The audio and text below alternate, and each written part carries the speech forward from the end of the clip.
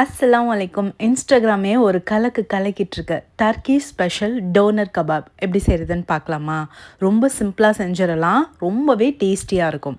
வாங்க இது எப்படி பண்ணுறதுன்னு பார்க்கலாம். சாப்பரில் 1/2 kg பீஃப் எடுத்துருக்கேன், கூடவே ஆனியன் ஸ்பைசஸ் ஆட் பண்ணிக்கிறேன். இதில் என்னென்ன ஸ்பைசஸ் ஆட் பண்ணியிருக்கேன் அப்படின்னு சொல்லிட்டு கீழே தெளிவாக கொடுக்குறேன், செக் பண்ணிக்கோங்க. அதுக்கப்புறம் கொஞ்சமாக சால்ட்டு, தயிர், இஞ்சி பூண்டு பேஸ்ட் இதெல்லாம் சேர்த்து நல்லா பிசைஞ்சு 1/2 மணி நேரம் அப்படியே ஊற விட்டுருங்க.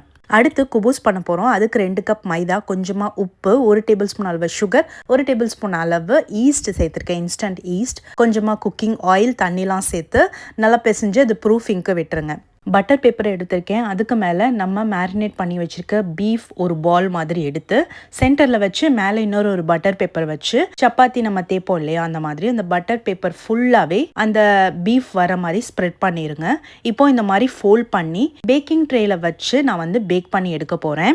நீங்கள் ஓடிஜி யூஸ் பண்ணுறீங்கன்னா 150 டிகிரியில் 40 மினிட்ஸ் பேக் பண்ணி எடுத்துக்கோங்க. ஏர் ஃப்ரையரில் 200 டிகிரி செல்சியஸில் ஒரு 35 மினிட்ஸ் நான் பேக் பண்ணி எடுத்துக்கிட்டேன். ஒரு பவுலில் நான் கேப்ரேஜ் எடுத்திருக்கேன், கூடவே ஆனியன், குக்கும்பர், கொஞ்சமாக மிளகாய்த்தூள், உப்பு, வினிகர் சேர்த்து இதை நல்லா பிசைஞ்சு ஓரமாக வச்சுக்கோங்க. ஒரு சைடில் நான் குபூஸ் போட்டு எடுத்துகிட்ருக்கேன். டோ நல்லா ப்ரூஃப் ஆனதும் சப்பாத்தி மாதிரி தேய்ச்சி போட்டு எடுத்துக்கலாம். ஹமூஸ் பண்ணுறதுக்கு வேக வச்ச கொண்டக்கடலை, tahini paste, garlic, lemon juice, cumin powder, salt, oil சேர்த்து இது நல்லா பிளண்ட் பண்ணி எடுத்துக்கோங்க. இப்போ சூப்பராக நமக்கு கபாப்ஸ்லாம் பேக் ஆகி வந்துருச்சு. இதை பட்டர் ஷீட்லேருந்து ரிமூவ் பண்ணிடுங்க.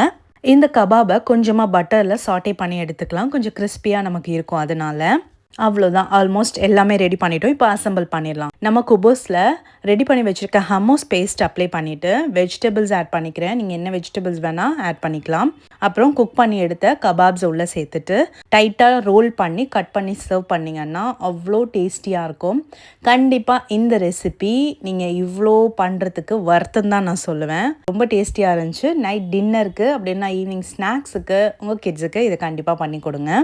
இந்த மாதிரி இன்ட்ரெஸ்டிங்கான ரெசிபீஸ்க்கு யாஸ் கிச்சனை ஃபாலோ பண்ண, சப்ஸ்கிரைப் பண்ண மறந்துடாதீங்க. இந்த ரீலை உங்கள் ஃப்ரெண்ட்ஸ் அண்ட் ஃபேமிலிக்கு ஷேர் பண்ணுங்கள்.